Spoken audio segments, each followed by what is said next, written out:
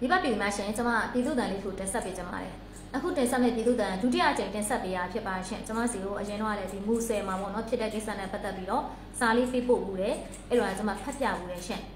်အခုအဲ့ဒီလူကပဲကျွန်မထပ်ပြီးတော့ပေးပို့လာတဲ့စာလေးဖြစ်ပါရှင်ကျွန်မဖတ်ပြပါမယ်အမရေးတဲ့ပြီးခဲ့တဲ့ခေါက်ကမူဆယ်ဂိတ်မှာဖြစ်တဲ့အကြောင်းဦးတဲ့ပြည်သူ့တန်လေးနဲ့တင်ဆက်ပေးလိုက်တဲ့ခါကျတော့ဒီမှာအဖမ်းဆီးရတော်တော်ငြိမ်သွားပါတယ်တဲ့အခုပြန်ပြီးတော့ဖြစ်နေလို့ပြည်သူအတန်ဖြစ်ပေးပို့ပြရစေပြီဆိုပြောပို့လာပေါ့နော်ကျမနိုင်ငံခါကျရင်လေကျမတို့ကအရှိရနေအဲ့ဂိတ်ရှိမှာသွားထားနေအမြဲတမ်းကြည့်ပြီးပြောနေရလို့ဖြစ်နေရဲ့ရှင်တိလားအဲ့တော့ကျမတင်ဆက်လိုက်တာကဒီဂိတ်မှာစစ်ပေးရှောင်နေနေပေါ့နော်စားဝတ်နေရေးလေးအတွက်ကိုပစ္စည်းလေးအသေးပို့လုပ်တဲ့ကိစ္စလေးကိုအရန်ကြီးပေါ့နော်အရန်ဒီလိုနေရာတို့ကြအရန်စီမီစီကန်အရန်တိကျနေတော့လေတိလားအဲ့လိုတော့မလုပ်ပါနဲ့ဆိုတာလေးကိုကျမမြစ်တာအခါနေတင်ဆက်တာပေါ့နော်ဒီတော့တင်ဆက်လိုက်တော့နည်းနည်းလေးကြားသွားတယ်နဲ့တူပါရှင့်ရော့သွားတယ်ပေါ့အခုကျပြန်ပြီးတော့ဖြစ်တယ်ပေါ့မေ့လောက်တဲ့ရှိတဲ့အခါမှာပေါ့နော်အဲ့လိုမျိုးရှိရရှင့်ကျမတို့ကအဲ့ဂိမ်းမှာငုတ်တော့ထိုင်ပြီးပြောနေရမှာဖြစ်နေရပေါ့နော်သူ့အနေနဲ့ရေးသားထားတာလေးကတော့အမားတဲ့မူဆယ်မှာစာဝတ်နေခက်ခဲတဲ့နေကန်နေနဲ့စစ်ပေးရှောင်တဲ့ပြည်သူတွေကတရုတ်ပြည်ကနေမြန်မာဘက်ကိုပစ္စည်းလေးတွေတနိုင်တည်ပြီးတော့ကယ်ရီကလေးနဲ့ပြည်သားစုဝင်ဖြည့်ရှင်းရပါတယ်တဲ့တနိုင်တည်လာတဲ့ကုန်ပစ္စည်းတွေကိုမူဆယ်မြို့အစင်မြူဂိတ်မှာဝန်ထမ်းတွေကတိတ်တာများပါတယ်ပစ္စည်းတစ်ထုပ်ကို3သိန်းကျပ်နဲ့ပြန်ပြီးတော့ရွေးခိုင်းနေဆိုပြီးတော့ရေးသားထားပါရှင်စာလေးကိုကျမအစဆုံးဖတ်ပြပါမယ်နော်ပြီးတော့မှပဲဒီစာလေးပေါ်ပတ်သက်ပြီးတော့ကျမသုံးသက်ချက်လေးနေနဲ့မြစ်တာအခမ်းအနားလေးလုပ်ပါမယ်ရှင်အဲ့ဒီဂိတ်မှာတဲ့အရင်ကဆိုရင်တဲ့လူတွေကိုပေါ့နော်ပစ္စည်းတည်တဲ့ခါမှာ15ကီလိုထိတည်ခွင့်ပေးရလို့သိရပါရှင်အဲ့လိုတည်ခွင့်ရတဲ့အခါကျမှတဲ့သူက15ကီလို16ကီလိုလောက်တည်မှာတရက်ကိုမြန်မာငွေကျပ်2000ရတာပါတဲ့အဲ့တော့မူဆယ်ကကုန်စည်နှုန်းနဲ့ဆိုရင်တစ်နေ့ကိုဒီငွေကျပ်မြန်မာငွေကျပ်2000လောက်လေးရမှမိသားစုကချိုးချံချွေတာပြီးတော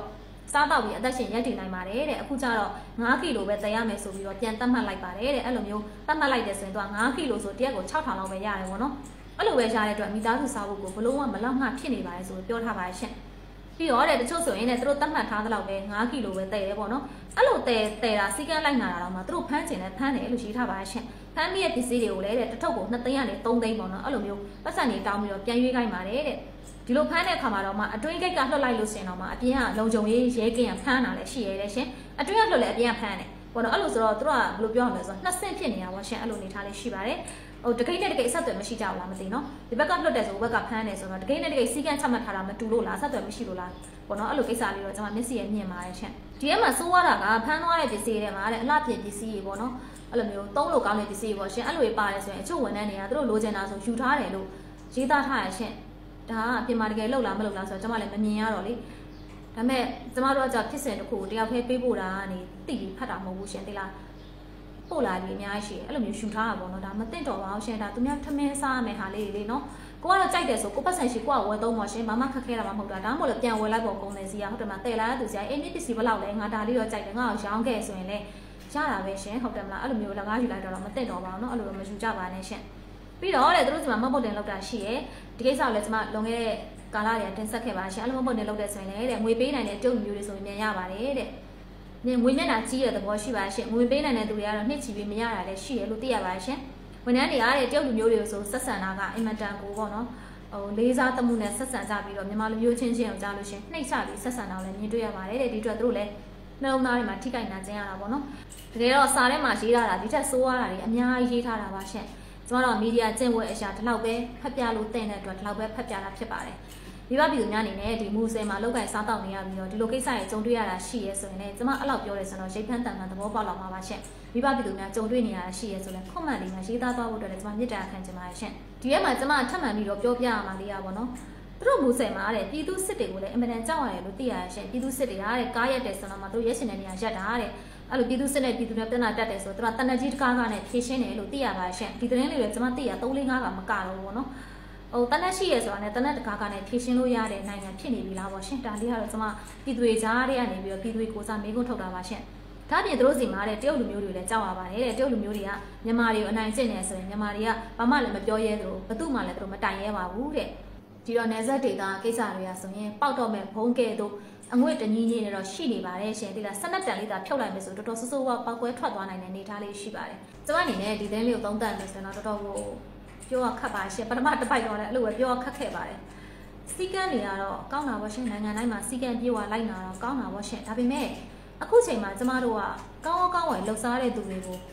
ဂျောင်းပိတ်ရိုက်တယ်လို့မလုပ်တင်အောင်ရှင်ဒီလားအရာအားလုံးသူတို့ပိတ်လိုက်ပြီးတော့သူတို့အုံနဲ့ပေါက်ထွက်အောင်မလုပ်ရသေးဘူးပေါ့နော်နိုင်ငံတိုင်းမှာအဲ့လိုမျိုးရှိရဲ့ရှင်အဓိကအခြေခံပြည်သူလူထုပေါ့ပြည်သူလူထုရဲ့စားဝတ်နေရေးချောင်နယ်ဖို့အတွက်ကိုနိုင်ငံတော်အစိုးရဥပဒေတွေကိုပေါ့နော်လိုသလိုမျိုး စီမံပြီးတော့လောက်ရတာရှင်ဥပဒေကတော့စောက်ထက်အတိုင်းသွားရတာပဲဒါပေမဲ့မြေပြင်မှာပေါ်ဆောင်တဲ့ခါကြလို့ရှင်ကောင်းကောင်းလှုပ်ရှားတဲ့သူတွေကိုလမ်းလေးနဲ့ဖွင့်ပေးရမျိုးရှိရရှင်အခုခေတ်ပို့ဆိုးတယ်အခုခေတ်ပို့ဆိုးတယ်ကျမတို့လူသားတွေမှာလူသားဖြစ်လာတဲ့ကမ္ဘာမှာလှုပ်ရှားလို့နှစ်ခုပဲရှိတယ်ထမင်းစားဖို့အတွက်တစ်ခုကကောင်းရောင်းကောင်းဝယ်နောက်တစ်ခုကရာဇဝတ်မှုနဲ့ထမင်းရှာစားတာအဲ့နှစ်ခုပဲရွေးစရာရှိတယ်ကျမတို့မှာလူရည်လို့ဖြစ်လာတယ်လေဒီတော့ကောင်းကောင်းဝယ်လှုပ်ရှားတဲ့သူတွေကိုအခွင့်အရေးတွေမပေးဘူးနည်းနည်းလေးတောင်မှစီကန်းလေးကိုပေါ့နော်နည်းနည်းသူတို့အဆင်ပြေအောင်ပေါ့သူတို့ထမင်းလေးစားလို့ရတဲ့နေသားလေးပေါ့တို့လေးကမလုပ်ပေးဘူးဆိုရင်ရာဇဝတ်မှုလုပ်မဲ့လူတွေများလာမှာနော်အဲ့ဒီချိန်ကြလို့ရှိရင်နိုင်ငံတော်လည်းဝင်ပြီးတယ်ပြည်သူတွေလည်းဝင်ပြီးတယ်ဝန်ထမ်းတွေလည်းအသက်အန္တရာယ်စိုးရင်ရတယ်ရှင့်သိလားရာဇဝတ်သားဖြစ်သွားပြီဆိုရင်တို့ကတတ်ဖို့လည်းဝင်မလေးတော့ဘူးဒုက္ခပေးဖို့လည်းဝင်မလေးတော့ဘူးရှင့်အဲ့ချိန်ကြလို့ရှိရင်ဝန်ထမ်းတွေရောအသက်အန္တရာယ်အဆင်ပြေပါမလားကိုယ်နိုင်ငံအခုအဲ့လိုဖြစ်နေတာကျွတ်နေရတယ်ကလေစီကန်းကတော့စီကန်းပေါ့ရှင်မှန်ပါတယ်ဒါပေမဲ့ပြည်သူတွေမှာလည်းထမင်းစားဖို့အခြေအနေခက်ခဲနေရဲ့ရှင်အတိုင်းပြည်ကပုံမှန်အခြေအနေမဟုတ်ဘူးပုံမှန်ဆိုတော့ကျွန်မစီကန်းအတိုင်းအတိအကျလှုပ်ချနားလေသဘောပေါက်တယ်ဒါပေမဲ့အခုချိန်မှာကတော့ပုံမှန်အခြေအနေမဟုတ်တဲ့အတွက်ပြည်သူတွေထမင်းစားဖို့လမ်းလေးတွေနည်းနည်းလေးတော့ဖွင့်ပေးဖို့အတွက်လိုအပ်ပါရဲ့ရှင်ဒါအပြင်ဟိုဖမ်းဆီးရဲဆိုတဲ့နေရာမှာလဲစီးမင်းနဲ့မညီလို့ဖမ်းဆီးရဲဆိုရင်ဖမ်းလိုက်โอเคအကုန်လုံးတပြေးညီဖမ်းအဲ့လိုလည်းမဟုတ်ဖမ်းကျင်တဲ့လူဖမ်းတယ်မဖမ်းကျင်တဲ့သူမဖမ်းဖမ်းသွားပြီးတော့လဲနိုင်ငံတော်ပိုင်းအနေနဲ့တိတ်ချင်လဲတိတ်ချပလိုက်မထူးတော့ဟုတ်တယ်မလားဒါဆိုသူတို့လည်းနောက်ခါကြောက်ရှင်ငါတို့ပယ်ညမဲ့သူဒီလိုမလုပ်တော့ဘူးဆိုတာတွေးလိုက်မယ်အခုကဖမ်းတော့ဖမ်းသွားတယ်ပတ်စံနဲ့ပြန်ရွေးလို့ရတယ်ဆိုတော့ဒီပစ္စည်းကိုဘယ်လိုသဘောထားလို့လဲရှင့်တရားမဝင်တဲ့ဟာဆိုဖမ်းသွားပြီးတခါပြည်သူပိုင်းသိမ့်လိုက်လေတရားမဝင်ပစ္စည်းကတော့ဖမ်းခွင့်ရှိတယ်ဟုတ်တယ်မလားအခုကတရားမဝင်ပစ္စည်းလို့တတ်မှတ်လို့ဖမ်းလိုက်တာလားဒါဆိုရင်ပတ်စံနဲ့ဘာလို့ပြန်ပြီးတော့ရွေးခွင့်ပြုလာလဲရှင့်အဲ့ဒီနေရာမှာလည်းအကတိယဖြစ်နေပြီလေပြည်သူတွေကမေးဖို့ထုတ်ပြီလေလူတွေကတဲလို့ရနုံနုံနဲ့တဲကြပြီလေထမင်းစားဖို့အတွက်စူးစမ်းကြပြီလေအဲ့ချိန်ကျတော့ကိုယ်ခွင်နေရတော့မှဖမ်းကြတယ်လေစက်နေတောင်းကြတယ်လေဒီတော့ပတ်စံတွေဆုံးရှုံးတယ်ပစ္စည်းတွေဆုံးရှုံးတယ်ဆိုတော့ဇလန်းတွေအဲ့ဒီမှာထိခိုက်မှုတွေဖြစ်လာပြီးတော့အဲ့လိုအမုန်းတရားတွေဖြစ်လာတာရှင့်မီးပွားလေးတွေထိတာများတော့ဆင်လာတာကြာမီးဟုံးဟုံးတောက်နေရှင့်အဲ့ဒါတွေအနေများတယ်ပေါ့နော်ဒီတော့ဝန်ထမ်းတွေနေရလဲညွှန်ကြားချက်တွေကိုစီမံနေရတာကျွန်တော်နားလည်ပါတယ်ဒါပေမဲ့ကိုယ်လုပ်ငန်းခွင်ကြောင်းကိုသိဆုံးပါပဲရှင့်ကိုလောက်တာကိုသိဆုံးပါပဲသိလားကျွန်တော်အများကြီးမပြောချင်တော့ကိုလောက်တာကိုသိဆုံးဒီတော့ကျွန်တော်တို့ကနည်းနည်းလေးပေါ့နော်ပြန်စဉ်းစားကြည့်ပါလူတွေကိုထမင်းစားဖို့အတွက်လမ်းလေးဖွင့်ပေးမလားလူတွေရဲ့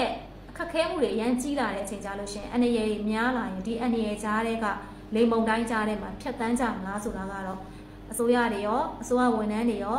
ာပြည်သူလူထုရောအားလုံးစဉ်းစားမယ့်အချိန်သာဖြစ်ပါရှင်နိုင်ငံတော်ကြီးကောင်းသွားတဲ့အချိန်ကျရင်တော့အရာအားလုံးစီကံအပြည့်အဝလိုက်နာပြီးလှုပ်ဆောင်ကြတာပါရှင်အခုချိန်မှာတော့သူတို့ထမင်းစားဖို့အတွက်လမ်းလေးနဲ့ဖွင့်ပေးလိုက်ပါသူတို့တွေရာဇဝတ်သားဖြစ်မသွားဖို့အတွက်ကလည်းဒီလိုမျိုးဝန်ထမ်းတွေပေါ်မှာတာဝန်ရှိရဲဆိုတာလေးမမေ့စေချင်ပါဘူးရှင်ဒီတော့မှနှုံးနှစ်ဖက်အဆင်ပြေပါပါရှင်ကျွန်မပြောရတာအင်မတန်ခက်ပါတယ်ရှင်ဒီလားအင်မတန်ခက်ပါတယ်တစ်ဖက်ကလည်းဝင်ရည်အတွက်နောက်တစ်ဖက်ကလည်းစီကံရည်အတွက်ဆိုတော့အင်မတန်ပြောရဆိုတာခက်ပါတယ်ဒါမဲ့လည်းဖြစ်တဲ့ဖြစ်ထိုက်ဆုံးလေးကနေပြီးတော့တင်ဆက်ပေးတာဖြစ်ပါရဲ့ရှင်။ပေါ့နိုင်ငံက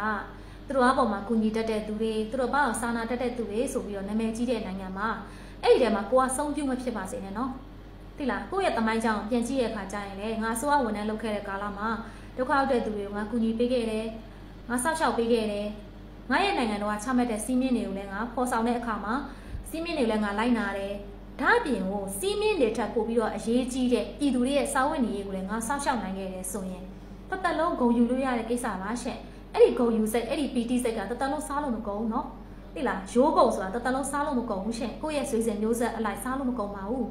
ဒါကြောင့်ကျွန်တော်တို့ကဒါလေးကိုအခုချိန်မှာတက်နိုင်ဆုံးကိုယ့်ရဲ့ဂုဏ်သိက္ခာရောကိုယ့်နိုင်ငံတော်ဂုဏ်သိက္ခာရောကိုယ့်ရဲ့ဝန်ထမ်းဂုဏ်သိက္ခာရောဆောက်ရှောက်တင်ပါရှင့်ပြည်သူတွေကလည်းတက်နိုင်ဆုံးစည်းကမ်းလိုက်နာပါကိုကစားဝတ်နေရေးအတွက်လောက်ကန်ရတဲ့အချိန်မှာနိုင်ငံတော်မှာရှိတဲ့ဝန်ထမ်းကကိုရှော့ပေါ့ပေးတယ်ဆိုရင်ဒီနိုင်ငံတော်ဝန်ထမ်းအပေါ်မှာကိုကနားလည်မှုရှိရှိနဲ့စီကံလိုက်နာပြီးတော့အဆင်ပြေအောင်ညှိနှိုင်းဆောင်ရွက်ကြပါလို့ကျွန်မမြေပြင်မှာဖြစ်ပေါ်နေတဲ့ပြဿနာတွေကပါဝင်ပတ်သက်သူအားလုံးကိုကျွန်မတိုက်တွန်းချင်ပါတယ်ရှင်